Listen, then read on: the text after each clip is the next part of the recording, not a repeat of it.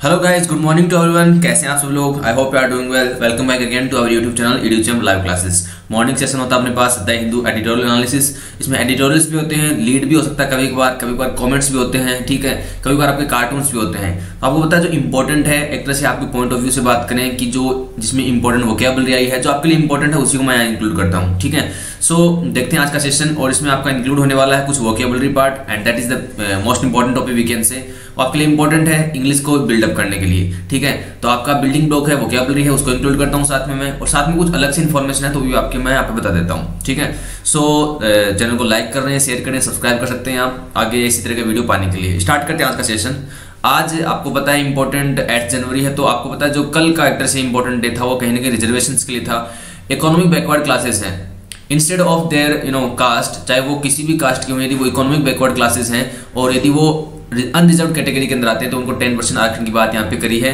और तो आपको देखने को मिलेगा कि यहाँ पे अभी 49.5% आरक्षण दे रखा था पहले, लेकिन इस 10 को मिलाएंगे तो लगभग 59.5% हो जाएगा, जो कि एक तरह से सुप्रीम कोर्ट के किसी वर्डिक्ट के खिलाफ है। सुप्रीम कोर्ट ने बोला था कि 50% ज्यादा आप आरक्षण नहीं दे सकते, लेकिन इस आरक्षण को मिलाएंगे तो आपको 59.5% हो जाएगा। लेकिन अगर को देखने को मिलने है कि आगे होने वाला है, फिर भी अपने लिए एक तरह से कार्टून आया है द हिंदू के अंदर। Now to define economically backward classes in times of अच्छे दिन, ठीक है। अच्छे दिन आपको पता है कि एक तरह से मोदी सरकार का एजेंडा था अच्छे दिनों का, और इकोनॉमिकली बैकवर्ड क्लासेस हैं उनके लिए कहीं ना कहीं अच्छे दिन बोल सकते हैं कि आ जाएंगे जिनको 10% आरक्षण मिलता है, तो ठीक है।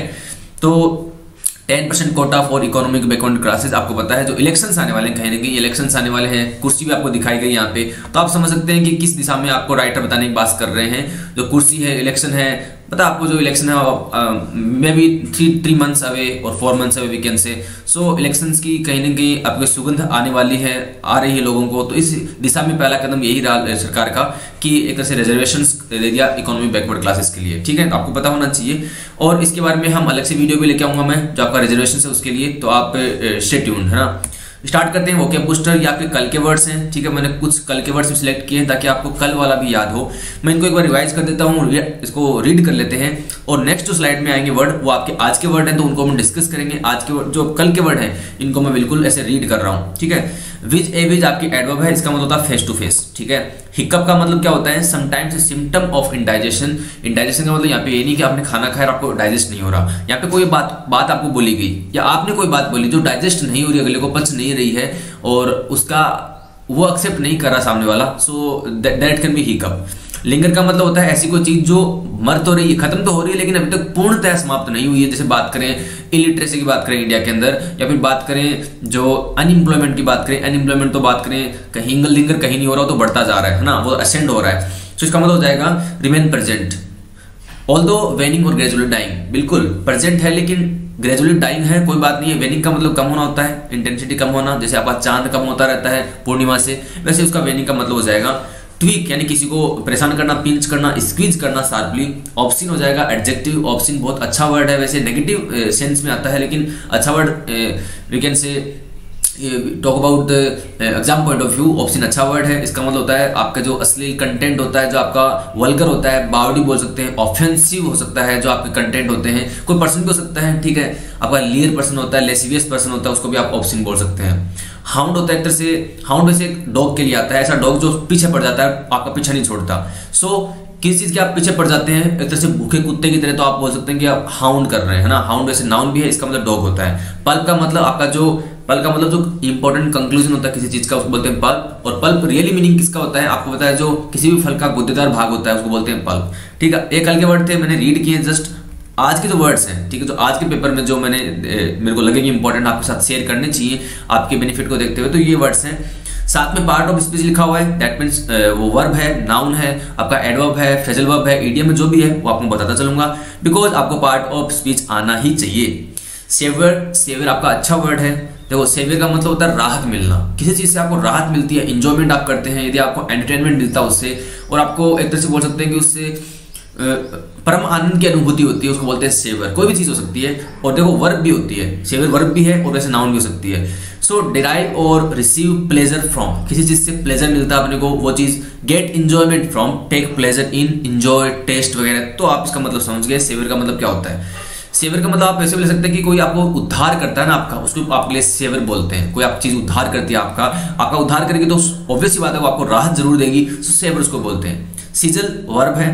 सीजल का मतलब हो जाएगा कि सीजलिंग जो वर्ड बनता है, सीजलिंग मतलब हॉट का मतलब ऐसे बोल सकते हैं कि जो गुस्से में लाल हो जाए। सीथ विद डीप एंगर और रिसेंटमेंट, यानी कि प्रतिशोध की भावना में या फिर गुस्से की भावना से कोई अपना भरा हुआ है उसको बोलते हैं सीजल, भर जाए उसको बोलते हैं सीजलिंग होना, ठीक है। इंसाइसिव क्या है, एडजेक्टिव है। तो वो बात करें इंसीजर वर्ड, ठीक है, या फिर सीजर जो वर्ड है, या फिर CIS का मतलब होता है काटना, कट करना किसी चीज को।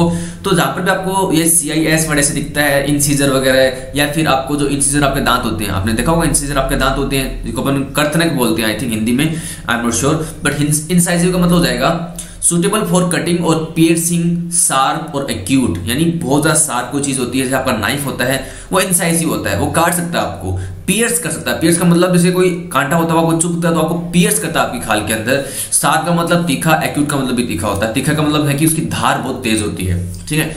जेटिसन वर्ब भी है और आपका नाउन में भी यूज हो सकता है। जेटिसन देखो बात करें जैसे कोई नाव समुद्र के अंदर जा रही है तो उसके अंदर सामान होता है, मान लो नाव डूबने लग जाए तो सामान को आपको नीचे फेंकना पड़ेगा। सो इस सामान को नीचे फेंकना जेटिसन है, समझ में आ गया। या फिर ऐसे बोल सकते हो कि आपके ग्रुप के अंदर कोई ऐसे पर्सन है जो आपको अच्छे नहीं लग रहे, आप उनको बाहर निकाल फेंकोगे, दैट इज जेटिसनिंग, आप जेटिसन कर रहे हो। सो यहाँ पे ये वर्ड क्यों यूज हुआ है मैं आर्टिकल में बता दूंगा, लेकिन फिर यही मैं बता रहा हूँ। कोई टीम थी आपकी, इंडियन टीम थी, आपके ओपनर्स अच्छा नहीं खेल रहे थे, आपने उनको बाहर निकाल फेंका, ठीक है, दैट इज जेटिसन। बात करते हैं थ्रो अवे और समथिंग एनकम्बरिंग।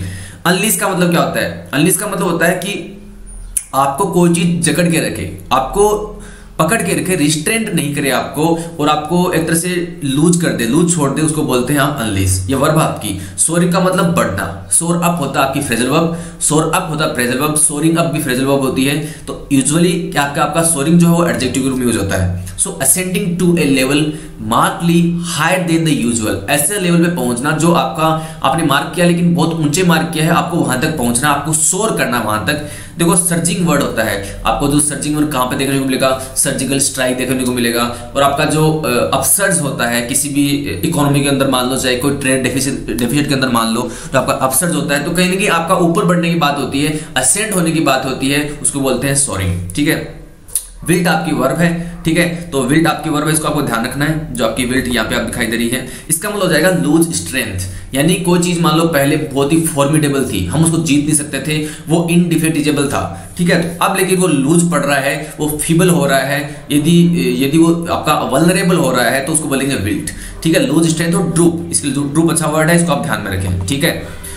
तो देखो ड्रूप का मतलब होता है कम, आपका कमजोर पड़ना। जैसे बात कहां पे हो रही थी, जो ऑस्ट्रेलिया टीम थी वो हार गई, लेकिन वो विल्ट हो रही है, वो आपकी कमजोर पड़ रही है। इग्नोमिनी, भयावहता इसको बोलते हैं, या फिर इसको बोल सकते हैं कि ए स्टेट ऑफ डिसऑनर। डिसऑनर मतलब आपका पहले ऑनर होता था, आपका पहले सम्मान होता था, अब आपको कोई सम्मान नहीं करता, असम्मान आपका चलता है, आपके कोई आपका निरादर करते हैं लोग, आपको पसंद नहीं करते। डिस्ग्रेस, आपका जो ग्रेस था पहले, आपकी जो चार्म थी वो आपकी गायब हो चुकी है, इग्नोमिनी। और सेम मतलब आपकी शर्मिंदगी जो भी है, तो इग्नोमिनी आपकी नाउन है। ये अच्छा वर्ड है, ये दोनों अच्छे वर्ड हैं आपके, पता है, जो आपका एक्सेसरेट होता है, एक्सेसरेट, तो इसका जो एक ये वर्ड है उसका एक सिनोनिम भी है, बिल्कुल इस जैसा ही प्रोनाउंस होता है, एक्सेसरेट, है ना, एक्सेसरेट। इसको भी आपको सिमिलर याद करना है, किसी चीज को जो पहले से खराब चल रही थी उसको और खराब कर देना, समझ में आ गया। मेक वर्स और अग्रेवेट मैंने स्थिति को भड़काना। दैट मींस आपको पता है कहीं राइट चल रहे थे, राइट यानी दंगे फसाद चल रहे थे, जो आपके कम्युनिटी के बीच में होते हैं, राइट्स उनको बोलते हैं, RIOT। तो उसको कहीं कहीं आपको पता है कोई नेता का बयान आ जाता है, ठीक है, और ऐसा बयान आ गया लोग और भड़क गए, तो उसको अग्रवेट किया नेता ने उस सिचुएशन को अग्रवेट कर दिया, और खराब कर दिया, मेक वर्स कर दिया, एक्सेसरेट कर दिया और एक्सेसरेट कर दिया, ठीक है। बात करते हैं टार्डी होता है एडजेक्टिव। इसका मतलब हो जाएगा कि कोई चीज आपकी डिले हो जाती है तो उसको बोलते हैं टार्डी। जैसे आपका काम कभी होना था, हो कब रहा है, तो आप टार्ड कर रहे हो, आप टार्डी हो रहे हो, डिले हो गए उसके अंदर। ये अपने आज के वर्ड्स थे, होप आपको समझ में आए होंगे। बात करते हैं अपने पास जो आर्टिकल्स हैं उनकी बात करते हैं। पहला आर्टिकल है मेघालय में जो इलीगल माइनिंग चल रही है, तो आपकी खदानें खोदी जा रही है इलीगली, ठीक है, उसको रोकने की बात चल रही है। और कहीं ना कहीं आपके तो डेथ ट्रैप है, एक ऐसा जाल है जिसमें आपकी डेथ फंस जाती है। दैट मीन्स कि कई लोग फंस जाते हैं और फंसे भी हुए हैं, उनको अब तक बाहर नहीं निकाला गया है। जब हादसा हुआ था 15 दिन पहले, तब भी मैंने आर्टिकल डिस्कस किया था, तो आपको थोड़ी समझाया था। आज उसकी जो आगे की कंडीशंस क्या चल रही हैं, किसको क्या स्टेप लेना चाहिए, वो यहाँ पे बात की गई है, ठीक है। बात करते हैं तो अभी मैंने आपको 2-3 दिन पहले करंट अफेयर्स के शो में बताया था कि एनजीटी नेशनल ग्रीन ट्रिब्यूनल ने मेघालय के ऊपर 100 करोड़ का फाइन लगाया है। ठीक है, क्यों लगाया? क्योंकि ये इलीगल माइनिंग नहीं रोक रहा। कहीं ना कहीं आपका जो आपकी क्लाइमेट होती है, जो आपकी एक तरह से बोल सकते हैं डाइवर्सिटी होती है, उसको कहीं ना कहीं हार्म पहुंचाने की बात है इलीगल माइनिंग करना। ठीक है, so the tardy response of the center and the state of Meghalaya to the plight of at least 15 workers trapped in a red hole coal mine since mid-December has exposed the extraordinary indifference in government to labor welfare and the law। बहुत अच्छा sentence है, क्योंकि starting का sentence होता है foremost होता है। Foremost मतलब important. The tardy response, tardy मतलब समय पर नहीं,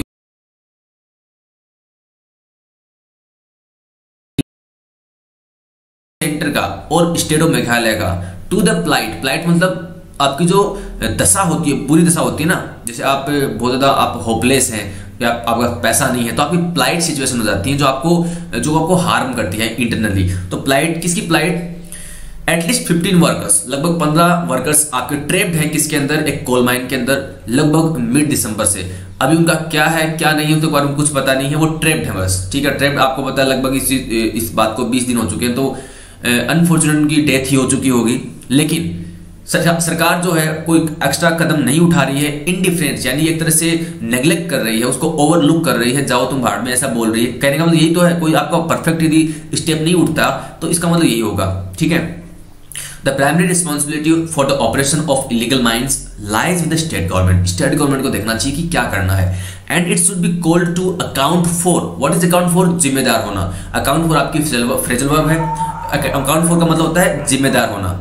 Ignoring the directions of the National Green Tribunal to close them and levy punitive penalties on those that extracted the coal। That means कि जो लोग कोल को एक्सट्रैक्ट करते हैं, कोल माइनिंग से कोल को बाहर निकालते हैं, कोयले को, उस पे आपके जो इलीगली जो निकाल रहे हैं उन पे आपका जो उनको सजा देनी चाहिए, उनमें प्यूनिटिव रॉयल्टीज लगानी चाहिए कि आप ऐसा क्यों कर रहे हैं। और एनजीटी ने सब बोला भी है और 100 करोड़ का फाइन भी ठोका है। The Meghalaya government has been evasive मतलब बच के निकल जाना। आप पे कोई ड्यूटीज आपको थोपी ड्यूटी, आपको ये काम करना है, आप उसे बच के निकल जाते हो, इवेजिव हो गए आप वहां से। So Meghalaya government has been evasive on the issue of the continued operation of the illegal mines. वो बच के निकल रही है in spite of the adverse findings of the justice BP Katakey committee appointed by the NGT. NGT ने committee बैठाई, BP Katakey justice के मतलब कि वो उसके हेड थे। उन्होंने कहा कि माइंस आपकी इलीगल हैं तो आप इसको बंद करो। लेकिन क्या हो रहा है, मेघालय गवर्नमेंट ने ऐसा नहीं किया। दैट मीन्स आप जस्टिस की जो कमिटी है उसके अगेंस्ट में जा रहे हो, उसके वर्डिक्ट के अगेंस्ट में जा रहे हो, ये बात यहाँ पे बोली गई है। It avoided taking action. किस कौन आपका मेघालय गवर्नमेंट। इट अवॉइडेड, इसने अवॉइड किया है taking action even after a similar mine flooding accident that claimed 15 lives in 2012 in South Garo Hills and the subsequent ban। That means कि इसने कोई सबक नहीं लिया। ऐसे ही आपकी माइन फ्लड हुई थी लगभग 2012 के अंदर, उसमें 15 लोग मारे गए थे। साउथ गारो हिल्स, आपको पता है मेघालय के अंदर जो आपके हिल्स है उसको बोलते हैं गारो हिल्स और जयंतिया। ठीक है, और इसकी खासी हिल्स, 3 हिल्स का नाम बहुत फेमस है, गारो, खासी एंड जयंतिया। 3 ये आपकी हिल हैं जो आपके मेघालय में बहुत इंपॉर्टेंट है। आपको स्टैटिक जीके में पूछा जाता है, कोई एक बार याद रखें इसको। सो वहां पे ऐसा हुआ था, इससे कोई सबक नहीं सीखा, यहाँ पे ये बात बोली गई है। ऑल्दो यद्यपि the NGT has ordered the state to deposit 100 crore, मैंने आपको बताया था 100 करोड़ का फाइन लगाया है। किसके साथ में? Central pollution control board, central pollution control board CPCB के साथ में इन्वायरमेंटल को रिस्टोर करने के लिए आपको 100 करोड़ का फाइन भी आपको दे दिया। ठीक है, आप उसको भुगतना पड़ेगा। और ये भी बोला है कि टाइम सिर उसको जमा भी कराना है, 2 महीने का टाइम दिया है। मैंने आपको बताया था 2 दिन पहले जो अपना करंट अफेयर्स था उसमें बताया था कि 2 दिन का टाइम दिया है, इसके अंदर 2 महीने का टाइम दिया है। आपको 100 करोड़ रुपए डिपॉजिट करने पड़ेंगे। एनजीटी ने फाइन लगाया। ठीक है, it is the responsibility of the centre and the state. किसकी रिस्पॉन्सिबिलिटी है? सेंट्रल स्टेट की। किस लिए? टू रिहेबिलिटेट, वापस पुनरुद्धार करने के लिए द वर्कर्स का फ्रॉम इम्पोवरिश्ड कम्युनिटीज। बिल्कुल, वर्कर्स क्यों काम करते हैं ऐसे रिस्क वाली जगह पे? वर्कर्स काम क्यों करते हैं? बिकॉज सीधी सी बात है, ऐसा काम नहीं करेंगे तो जाएंगे कहाँ? पैसे जिस चीज से मिल रहे हैं उनके पास और कोई एम्प्लॉयमेंट का साधन नहीं है, तो रिस्क करेंगे। उनको अपने जैसे परिवार चलाना है, अपने बच्चे पालने, तो वो तो काम करेंगे, सीधी सी बात है। Reportedly including some child labours also. जो आपका जो चाइल्ड लेबर्स होते हैं अंडर एज ऑफ 14 उनको भी वहां पे काम कराया जा रहा है। ठीक है, एज 14 की बात छोड़े, यहाँ पे 7 से 8 साल के बाद जो आपके बच्चे आपको दिख जाएंगे रोड के ऊपर कचरा ढोते हुए, लेकिन वो बात आपकी दूसरी होती है। लेकिन आपका जो माइनिंग वाला काम होता है कितना रिस्की होता है आपको पता है। आपको पत्थर आपके हैं किधर भी आ सकता है, किसी की भी जान जा सकती है।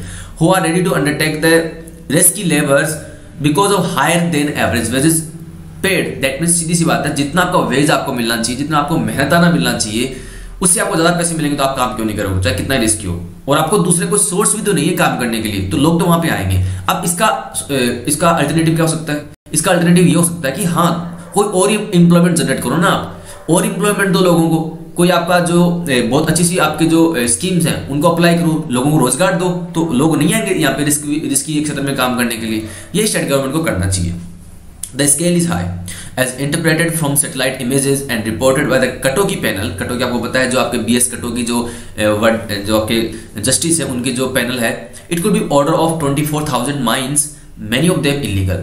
सैटेलाइट की इमेज भी बता रही हैं और कटोकी पैनल ने भी बोला है कि लगभग 24,000 माइंस ऐसी हैं जो वहाँ पे चल रही हैं और इसमें से ज़्यादा आपकी इलीगल हैं। ठीक है, जहाँ पे उनके पास कोई भी आपका रजिस्ट्रेशन वगैरह नहीं है, कोई भी सब्सक्रिप्शन नहीं है, वो ऐसे ही चल रही है।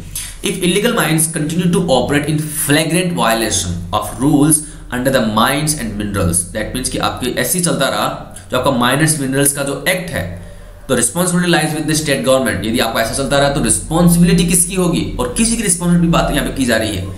रिस्पॉन्सिबिलिटी मतलब सिमिलर आपको पता होना चाहिए। रिस्पॉन्सिबिलिटी का मतलब ये है कि यदि कोई रिस्क हो जाती है वहां पे, जो आपके 15 लोग फंसे हुए हैं, तो उसकी जिम्मेदारी कौन लेगा, ये रिस्पॉन्सिबिलिटी। ठीक है, chief minister Conrad Sangma, Meghalaya के चीफ मिनिस्टर कौन है, कॉनराड संगमा। और सीधी सी बात एक क्वेश्चन और आता है, गवर्नर की बात और पूछते हैं, तो यहाँ पे मैंने मेंशन तो नहीं किया लेकिन मुझे याद आ रहा है, यह है तथागता रॉय।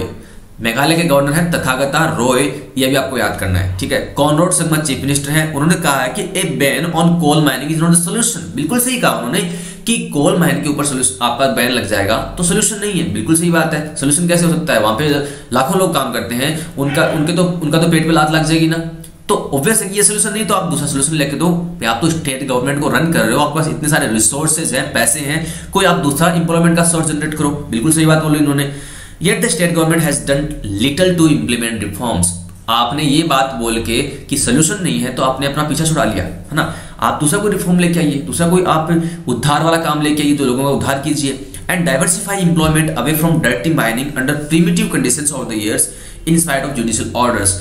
जुडिशियल ऑर्डर ने बोला है, जुडिशियल ऑर्डर्स ये है कि आप वहां से लोगों को अलग करो और दूसरा कोई रिसोर्स, दूसरा कोई आपका एम्प्लॉयमेंट उपलब्ध कराओ। लेकिन ऐसा नहीं हो रहा है सुप्रीम कोर्ट नहीं, आपके कोर्ट के बोलने के बाद भी। ठीक है, as recently in December, Parliament was informed that 22 states had constituted a task force to review illegal mining and to act on it, but Meghalaya does not figure in that list. Why?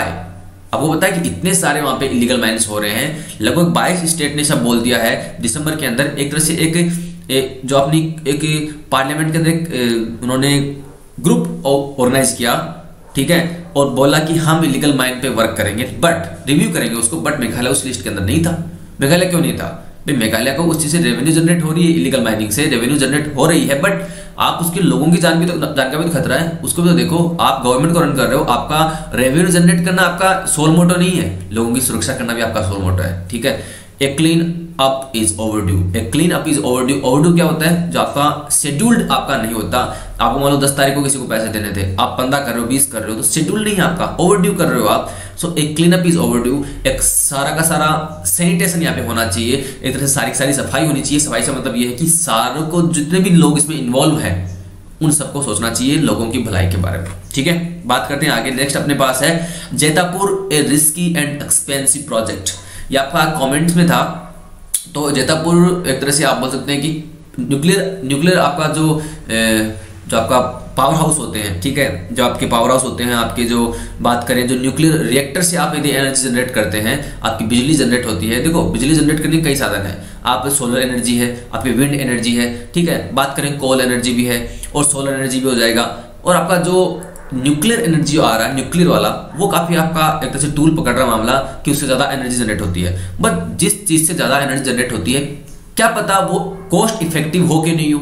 भाई India तो आपको पता है इम्पावरिस्ट country है, आपको गरीब ही बोला जाए, देखो लोगों के पास पैसा भी बहुत है ना, लेकिन बात करें तो जो तराजू होती है वो आपका बैलेंस नहीं है, एक तरफ ऊपर एक तरफ नीचे है ना, ग्राफ एक तरफ ऊपर है, बहुत सारे पैसे लोगों के पास में है, लेकिन एक तरफ ग्राफ बिल्कुल जमीन पे पड़ा हुआ है और जमीन से कहीं नीचे ही लोगों के पास बिल्कुल पैसा नहीं है, खाने का पैसा नहीं है, ठीक है। सो ये जो जैतापुर के अंदर महाराष्ट्र के अंदर एक तरह से जो आपका प्रोजेक्ट चल रहा था, जो यूपीए के टाइम स्टार्ट हुआ था और लगभग एक दशक से बात चल रही है, लेकिन अभी तक स्टार्ट नहीं हुआ है। और भाजपा जो आपकी अभी फिलहाल जो एनडीए जो गवर्नमेंट है वो कहीं ना कहीं सोच रही है इसको स्टार्ट करने की। तो इस पूरे आर्टिकल में डिस्कस है कि जो आप रिएक्टर मंगाओगे बाहर से, उसका पैसा खर्च कितना आएगा और वो खर्च किस पे जाएगा, टैक्स पेयर्स पे जाएगा, जो आपका इनकम टैक्स पे करते हैं उस पे जाएगा।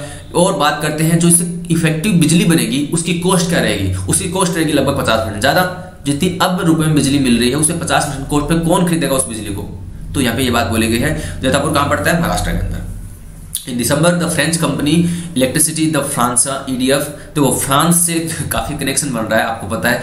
जो रफेल्स की बात होती है तो आपको पता है रफेल पे कुछ बोलने की जरूरत नहीं है, क्या हो रहा है फिलहाल। तो ये फ्रांस की कंपनी जो दसोल्ट कंपनी वहां से आपके आयातित है। और बात करें जो ये आपके न्यूक्लियर रिएक्टर्स थे, ये भी कहेंगे फ्रेंच कंपनी है, सो इसी से आयात किए जा रहे हैं, इसी से इंपोर्ट किए जा रहे हैं। तो फ्रांस का कहीं ना कहीं कनेक्शन बढ़ रहा है इंडिया से, पता नहीं क्या इसके पीछे का लॉजिक क्या है, देखते हैं बाद में कभी। Submitted a techno commercial proposal to the Indian government for the Jaitapur nuclear power project in Maharashtra. French company ने कहीं ना कहीं एक तरह से अपना जो प्रपोजल है वो कहीं ना कहीं इंडियन गवर्नमेंट को सौंप दिया है जैतापुर के न्यूक्लियर पावर प्रोजेक्ट के लिए, महाराष्ट्र के अंदर है। द आइडिया ऑफ इम्पोर्टिंग मतलब आयात करने के लिए 6 न्यूक्लियर यूरोपियन प्रेशराइज्ड रिएक्टर्स, ये आपको फुल फॉर्म याद करनी है, EPR, and that is European pressurised reactors. EPR मतलब आपके वो रिएक्टर्स जहां पे न्यूक्लियर एनर्जी बनेगी, है ना, वो रिएक्टर आपको चाहिए, वो आपके इंडिया में नहीं मिल रहे हैं, तो आप बाहर से आयात करोगे उनको, 6 आयात कर रहे हो, ठीक है। And it was initiated by the United Progressive Alliance, UPA government we can say, और we can say indirectly Congress, more than a decade ago, लगभग एक दशक पहले, 10 साल पहले जो आपका आइडिया स्टार्ट हुआ था कि हाँ हमको 6 न्यूक्लियर यूरोपियन प्रेशराइज्ड रिएक्टर मंगाने हैं, वो आपका स्टार्ट हुआ था, लेकिन अभी तक उस पर कुछ हुआ नहीं है। But the project has made little progress due to concerns about the economics and safety of the EPRs। Economy wise देखें या फिर सेफ्टी वाइज देखें तो आपका ये जो प्रोजेक्ट था उसने बहुत कम प्रोग्रेस करी, made a little progress. So a little नहीं बोलेंगे, इसको लिटिल बोलेंगे, बिकॉज सफिशिएंट तो की नहीं ना, बहुत कम करी। Local opposition and the collapse of the initial French corporate partner Areva. देखो ये पार्टनर्स है ना, जो ऑफसेट पार्टनर्स होते हैं, ये काफी आपका तूल पकड़ रहे मामला, और काफी आपको पता है यहाँ पे ऑफसेट पार्टनर, रिलायंस की बात बोली जा रही है रफेल के अंदर भी, तो कहीं ना कहीं ऑफसेट पार्टनर्स होते हैं, उनके ऊपर काफी एक तरह से दबाव पड़ता है। तो यहाँ पर भी देख रहे थे बहुत सारे कंसर्न्स थे, सेफ्टी था, इकोनॉमी वाइज था, लोकल ऑपोजिशन, बिल्कुल जहाँ पे आप न्यूक्लियर रिएक्टर लगा रहे हो उन लोगों के लिए यदि आपकी बिजली बनेगी तो उनको कॉस्ट इफेक्टिव मिलनी चाहिए कि नहीं मिलनी चाहिए, बिल्कुल उनको कॉस्ट इफेक्टिव मिलनी चाहिए। यदि उनको लगेगा कि मेरी तो बिजली महंगी पड़ रही है तो क्यों खरीदेंगे, वो अपोज करेंगे ना उस चीज का, बिल्कुल उन्होंने अपोज किया भी। And the collapse of the initial French corporate partner, जो आपका फ्रेंच का जो पार्टनर था अरेवा, उसका भी कहीं ना कहीं कोलैप्स हो गया, उसके अंदर भी कोई भी रीजन रहा हो। तो ये सारे कारण थे कि उससे 10 साल से जो आपका प्रोजेक्ट चल रहा था वो चल ही रहा है, वो अभी तक लैंड नहीं हुआ है। मार्च 2018 में आ जाते हैं हम डायरेक्ट, एक 10 साल पहले से। EDF and the nuclear power corporation of India, NPCIL जिसको बोलते हैं, उन्होंने एक तरह से एक अग्रीमेंट साइन किया कि under the presence of prime minister Narendra Modi and French president Emmanuel Macron, बिल्कुल नरेंद्र मोदी जी और फ्रांस के जो प्रेसिडेंट हैं इमैनुअल मैक्रोन, उनके बीच में जो एक तरह से अग्रीमेंट साइन हुआ मार्च 2018 के अंदर। तो वहाँ पे ये न्यूक्लियर पावर कॉर्पोरेशन की बात है, NPCIL की, तो इसकी फुल फॉर्म भी आपको याद करनी है। इनके बीच में अग्रीमेंट साइन हुआ, और अग्रीमेंट किस चीज में साइन हुआ होगा, बिल्कुल इसी बात में हुआ कि आप जैतापुर के अंदर न्यूक्लियर पावर प्रोजेक्ट लगाइए, ठीक है। यूजिंग इंटरनेशनल एस्टिमेट्स, अब देखो बात क्या है, बात ये कि भाई आपको बिजली महंगी पड़ रही तो आप क्यों खरीदोगे, तो यूजिंग इंटरनेशनल एस्टिमेट्स यानी आपका अंतर्राष्ट्रीय जो मानक है उनको देखते हुए capital cost of EPR European pressurised reactors from the 2010-2012 period, and after adjusting for cost savings in India, we had shown in 2013 that first year tariffs from the project would be around 15 per kilowatt hour। समझ में क्या बात बोली यहाँ पे ये बात बोली है कि 2010-12 के अकॉर्डिंग यदि EPR को देखें, उनके कॉस्ट सेविंग्स को देखें, और 2013 के अंदर जो आपका टैरिफ निकल के आया कि आपको इसका पूरा खर्चा जो पड़ने वाला है वो लगभग आपका 1 यूनिट का, 1 यूनिट क्या होती है आपको पता है, 1 किलोवाट आवर। भाई 1 किलोवाट आवर आपका से वर्क है, तो आपका जो एनर्जी आप खर्च करते हो उसी पे आप पैसे देते हो। आपने 1 किलोवाट आवर एनर्जी खर्च कर दी तो आपको 15 रुपए पड़ेंगे। अब मुझे बताओ अभी फिलहाल आपकी बिजली कितनी है? 8, 9, 10 से ज्यादा तो नहीं होगी, है ना। इंडस्ट्रियल में ज्यादा भी सकती है, घरेलू उपयोग में 7, 8, 9, 10 यही रेंज चलती है। अब 15 रुपए कौन देगा? 15 रुपए पर किलोवाट आवर की कौन देगा? लगभग 50%, 60% आपका ज्यादा कौन देने वाला है? तो ये चीजें थी 2013 के अकॉर्डिंग। नाउ आपको पता है पैसा दिनों दिन गिरता जा रहा है। आपका रुपया जो है डॉलर के मुकाबले दिनों दिन गिरता जा रहा है। ये कॉस्ट अभी 15 की बजाय 18, 20 तक पहुंच चुकी होगी, इतना मैं श्योर कह सकता हूं। द फर्स्ट ईपीआर, जो आपका फर्स्ट ईपीआर आया था, entered commercial operation in December 2018 at the Taishan site in China. आपका ईपीआर का सबसे पहले जो यूज किया गया था वो यूज किया गया था चाइना के अंदर 2018 के अंदर। और देखो यहाँ पे बात है इंग्लिश की एक तरह से इंपॉर्टेंट, इंटर के साथ में कभी भी इंटू नहीं आता है। देखो आई इंटर्ड इनटू ए रूम, ऐसे बोलता हूं मैं, आई इंटर्ड इनटू ए रूम, बिल्कुल गलत सेंटेंस है। इंटू नहीं आएगा इंटर के साथ में, I entered the room, simple, I entered the room ऐसे आता है। तो इंटर के साथ में इंटू नहीं आता है, यहां पर भी नहीं है।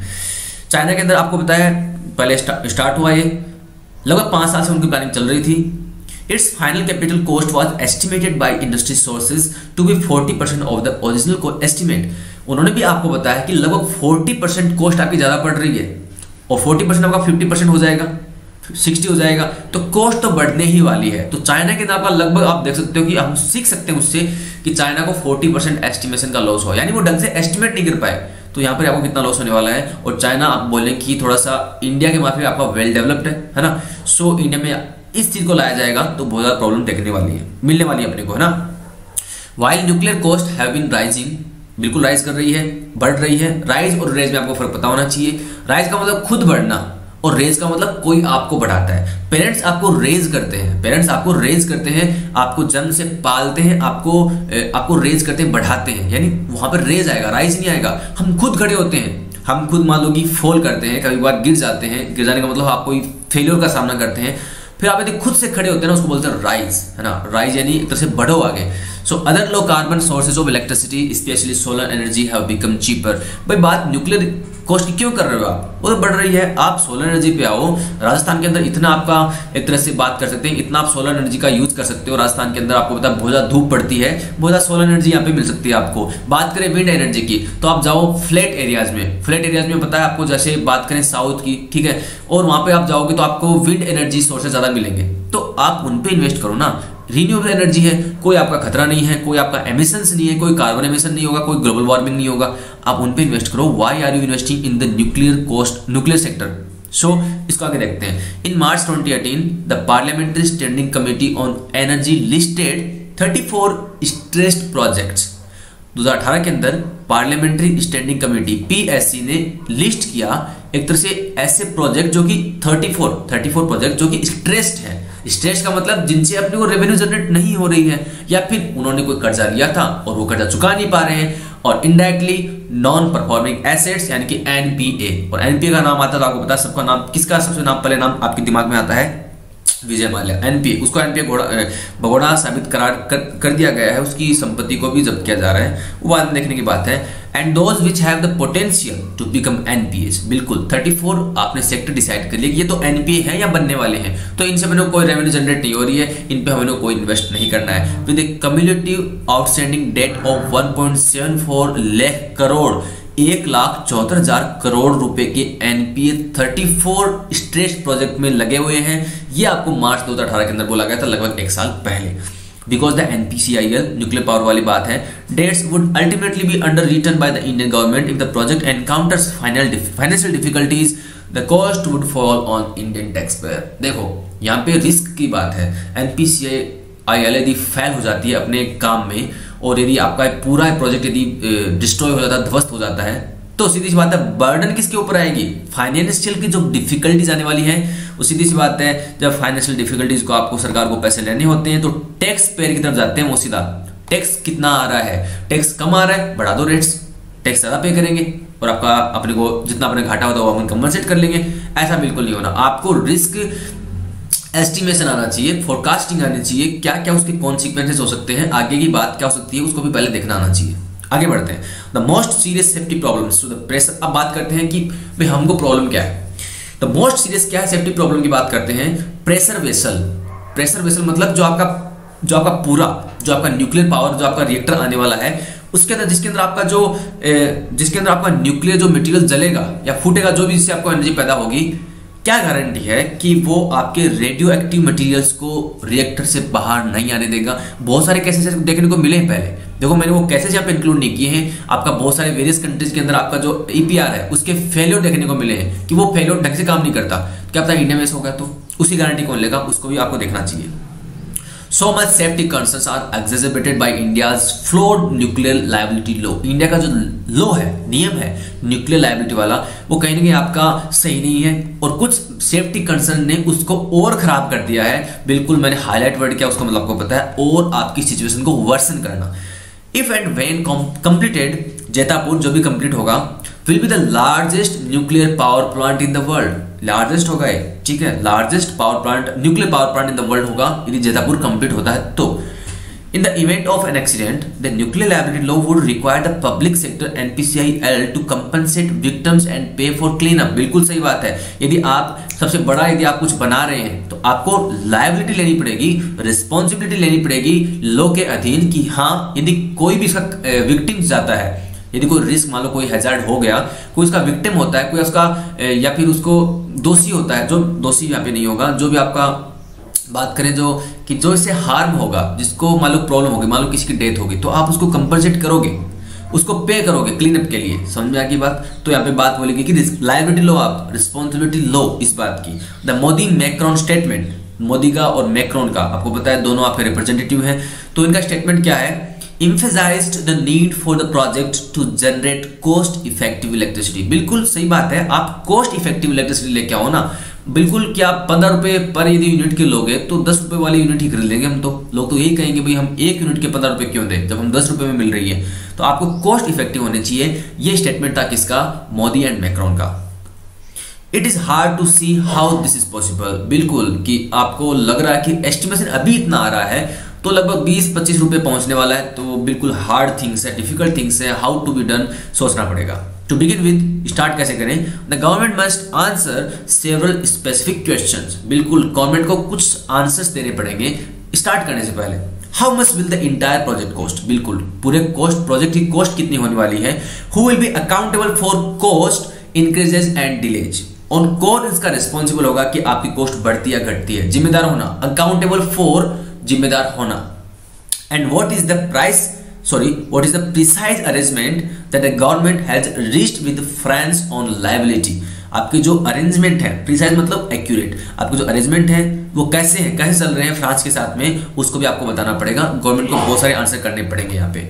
So unless it is transparent, transparent मतलब आपको पता है ट्रांसपेरेंट का मतलब होता है जिसके आर पार देख सके, है ना। Unless it is transparent about these details, the Modi government may well find itself engulfed in the yet another controversy involving overpriced French equipment। देखो ये बात यहाँ पे बहुत ज्यादा शो कर रही है, और क्या शो कर रही है आपको पता है? बिल्कुल इसके जो तीर चल रहे हैं वो रफाल सौदे की तरफ चल रहे हैं। बिल्कुल यहाँ पे बोला गया जब तक साफ साफ नहीं हो जाता है, डिटेल साफ साफ नहीं होती है, गवर्नमेंट को एक तरह से गवर्नमेंट यदि कुछ करती है, जब तक ये चीजें साफ नहीं होती, उससे पहले कोई कदम उठा लिया तो फिर से इटसेल्फ मोदी गवर्नमेंट आपकी जो है वो अपने आप को इनगल्फ कर लेगी। इनगल्फ मतलब चारों तरफ से घिर जाएगी। किसके अंदर? कंट्रोवर्सीज के अंदर, involving the over priced French equipment, कि इस आपके कंट्रोवर्सी के अंदर घिर जाएगी कि जो आपके फ्रांस से जो आपके आइटम्स आते हैं वो इतने महंगे क्यों आते हैं। अब सीधी सी बात है, रफाल सौदे की बात है, कहाँ 1600 करोड़, कहाँ 526 करोड़, जो भी है मुझे नहीं पता, इसके बारे में पूरी डिटेल्स अभी तक क्लियरफाई नहीं हुई है। फिर भी आपको पता है कि तो उसमें भी आपकी और प्राइसिंग हुई है ना, मतलब कि जो आपका विमान कम आने वाला था वो ज्यादा का क्यों आ रहा है? कई लोग ये क्वेश्चन कर रहे हैं, कई लोग कुछ क्वेश्चन कर रहे हैं। तो यहाँ पे क्वेश्चन यही किया गया है कि फ्रांस से आने वाले इक्विपमेंट महंगे क्यों हो रहे हैं और प्राइस क्यों हो रही है, इस बात का जवाब गवर्नमेंट को देना पड़ेगा। सीधी सी बात है, ये बोली गई है, ठीक है। आप देखो ये आपके 2 आर्टिकल थे, इसमें तीसरा जो मैंने छोटा सा इंक्लूड कर लिया है इसको, the wizards in Australia, India series win in Australia. That means कि आपको पता है इंडिया ने सीरीज जीती है, हिस्टोरिक विन है, आपको पता है बहुत ही महत्वपूर्ण है अपने लिए, और पहली बार ऑस्ट्रेलिया की जमीन पे ऑस्ट्रेलिया को इंडिया ने टेस्ट में मात दी है, तो काफी आपका विनिंग एक तरह से सिचुएशन बनती है। छोटा सा आर्टिकल है, इसमें अच्छे वर्ड्स हैं इसलिए मैंने इसको इंक्लूड किया है, और ऐसे वर्ड्स हैं जो आपको डेली लाइफ में काम आते हैं। बिल्कुल आपको पता है कि 3-1 से हो सकता था सीरीज विनिंग, लेकिन आपके जो डार्क क्लाउड्स हैं, आपके काले बादल हैं, वो हंग ओवर यानी कि एक तरह से मंडराए हुए थे, होवरिंग अराउंड हो रहे थे over the SCG Sydney cricket ground. Yet the final result 2-1 result is historic instead of 3-1। बिल्कुल 3-1 हो सकता था, इंडिया जीत सकती थी, फॉलो ऑन खिलाया था, बट 2-1 भी काफी आपका रिलीजिंग है, आपको काफी आपको सेवियर, आपके लिए आपको राहत देने की बात होती है कि हाँ इंडिया ने पहली बार ऑस्ट्रेलिया को हराया टेस्ट के अंदर और सीरीज जीती है। एडिलेड एंड मेलबोर्न, ठीक है, मेलबोर्न ने एडिलेड, दो बड़े शहर हैं, अच्छे शहर हैं। मेलबोर्न का जो ग्राउंड है वो सबसे बड़ा है। The two victories split by the solitary loss at Perth. इन दोनों जो आपके मैच हुए थे इन दोनों ग्राउंड के ऊपर, उसमें जो बीच में हुआ था पर्थ के अंदर, वहां पे अपने को हार मिली थी। Now apart from that Virat Kohli's men were in good spirits when they reached Sydney, ठीक है। मेलबोर्न में जितने के बाद में जो सिडनी में पहुंचे तो वहां पे स्पिरिट सही थी उनकी, बहुत ही जो उसमें आत्मा, एक तरह से बोल सकते हैं कि अपना दिलो जान लगा के खेल रहे थे लोग, ठीक है।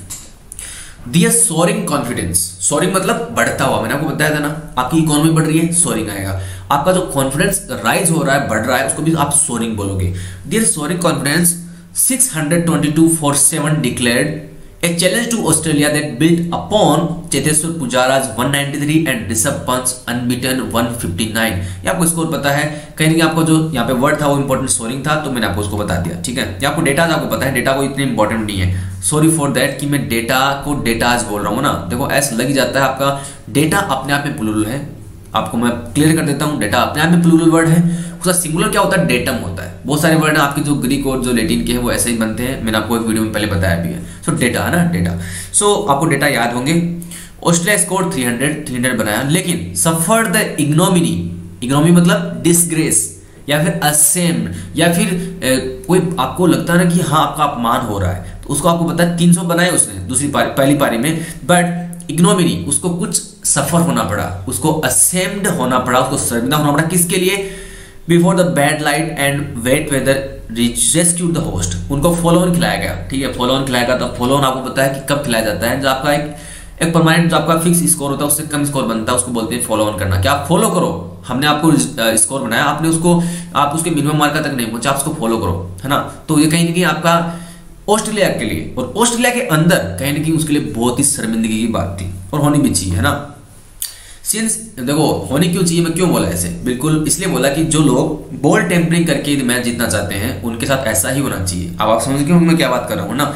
Since its maiden test at Lord's in 1932, India gained strength as a powerhouse at home but remained defeated overseas। 1932 के अंदर हमने पहला टेस्ट खेला था लॉर्ड्स के अंदर, ठीक है। उसके बाद में हमने अपनी स्ट्रेंथ को बढ़ाया है, पावर हाउस बनाया है, बट वो अपने होम के अंदर घरेलू मैदानों के ऊपर, और आपके जो ओवरसीज होता है, समुद्र के पार जब जाते हैं, आपके कॉन्टिनेंट से बाहर जाते हैं, तब आपका क्या होता है, डिफीटेंट, आप वहां पे डिफीट होके आते हो, आप वहां पे एज हाई महसूस करते हो अपने आप को। England, West Indies and Pakistan, इनको तो हम हरा चुके हैं, बट ऑस्ट्रेलिया बचा था, उसको हमने अभी हरा दिया है। और आपका जो ऑस्ट्रेलिया, कौन सा ऑस्ट्रेलिया, जो कभी विल्ट नहीं होता था, जो कभी आपका बिखरता नहीं था, है ना। आपको पता है 2000s की बात करें, अगर 90s की बात करें, तो अपन जिस ऑस्ट्रेलिया को देखते थे वो ऑस्ट्रेलिया अभी नहीं रहा, ये तो आपको पता चल गया। और आप ऐसे बोल सकते हैं कि बाकी टीम ने काफी इंप्रूव भी किया, लेकिन ऑस्ट्रेलिया वो नहीं है। इट रिमेन्ड अनकॉन्करेबल, बिल्कुल उसको जीता नहीं जा सकता था। अनलिसिंग फियरी फास्ट बॉलर्स, बिल्कुल ऐसे फास्ट बॉलर जो आपको राहत की सांस नहीं लेने देते थे उस टाइम। एंड मैरोडिंग बैट्समैन, और ऐसे बैट्समैन जो आपको एक तरह से सिंपल बोलते ना, आपको मारते थे, कूटते थे आपको। मैरोडिंग का मतलब ये होता है, तो अच्छे वर्ड्स हैं, so I included this article also.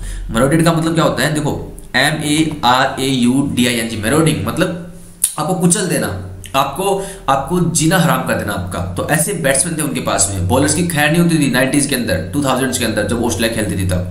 Till now, अब तक Indian teams were either defeated और एंडेड अप फोर्सिंग ए स्टेलमेट, ठीक है। अभी तक क्या हुआ था, या तो हम हारे थे, ठीक है, इस सीरीज से पहले या तो हम हारे थे ऑस्ट्रेलिया के अंदर, या फिर आपकी ड्रॉ हुआ था। और ड्रॉ का मतलब क्या होता है, ड्रॉ का मतलब होता है कि दोनों टीम बराबर पे हैं, और दोनों टीम कोई दो सिचुएशन, कोई दो पार्टी बराबर पे होती हैं, तो कोई भी कंडीशन आपकी फिक्स नहीं होती, है ना। और आप एक तरह से फंस जाते हैं, आपका लॉक हो जाता है, उस चीज को बोलते हैं स्टेलमेट। स्टेलमेट का मतलब होता है ऐसी सिचुएशन जहां पे कोई भी प्रोग्रेस नहीं हो। तो ऑब्वियस बात है कि ड्रॉ होता है तो वहां पे कोई प्रोग्रेस की बात नहीं होती, बिल्कुल दोनों टीमें बराबर पे हैं, सो उसको बोलते हैं स्टेलमेट। अच्छे वर्ड्स हैं यहाँ पे, उनको ध्यान दें। Number 1, test ranking could stand, बिल्कुल इंडिया अंदर होम के अंदर खेलती है, यहाँ पे घर पे खेलती है, तो 4-0 से जीतती है, 5-0 से जीतती है। लेकिन बात होती है कि नंबर 1 टेस्ट साइड है, तो बाहर जाके अच्छा खेल के दिखाओ ना। और बिल्कुल वैसा हमने नंबर 1 टेस्ट साइट के अकॉर्डिंग किया भी ऐसा ही है। Number 1 test ranking could stand scrutiny. Scrutiny क्या होता है? बहुत ही सूक्ष्म अवलोकन, सूक्ष्म जांच होती है, उसको बोलते हैं स्क्रूटिनी।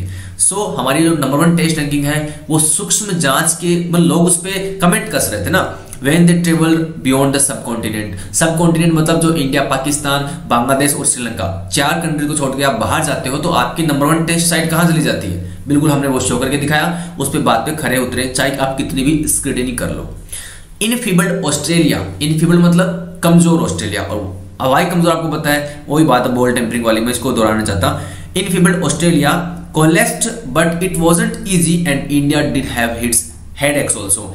बिल्कुल इनफीबल्ड ऑस्ट्रेलिया थी, कमजोर उसके खिलाड़ी नहीं थे, कुछ इंपॉर्टेंट आपके खिलाड़ी वहां पे थे नहीं, लेकिन फिर भी इंडिया के आपके आसान नहीं था ऐसा करना, और इंडिया को खुद को सरदर्द था।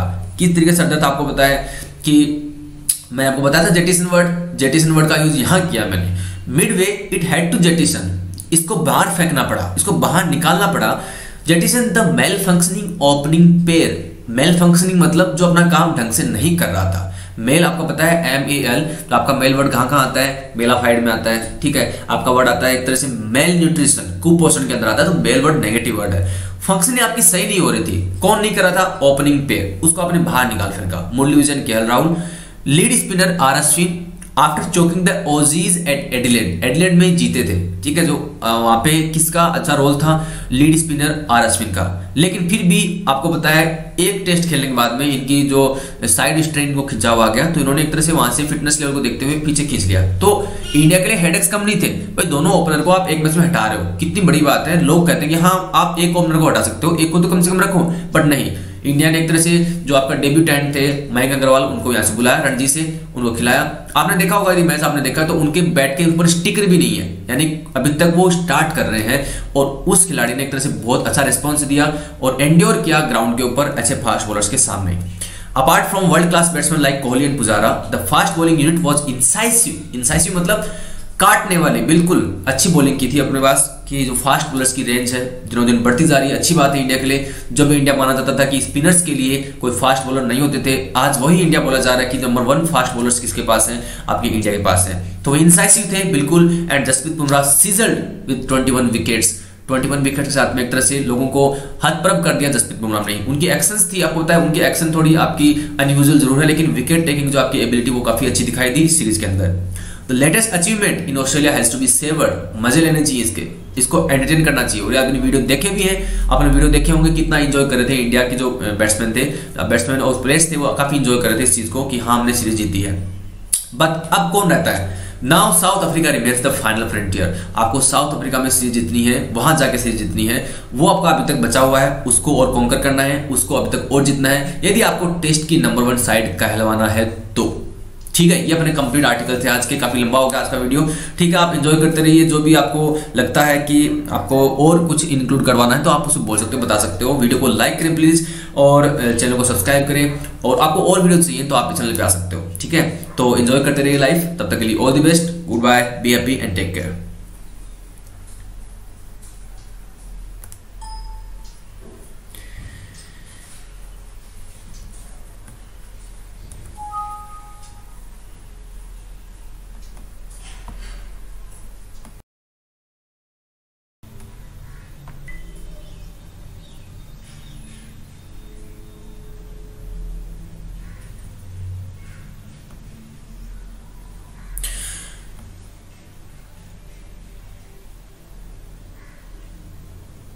Hello guys, good morning to everyone. कैसे हैं आप सब लोग? I hope you are doing well. Welcome back again to our YouTube channel Educhamp live classes. Morning session होता है अपने पास द हिंदू एडिटोरियल एनालिसिस।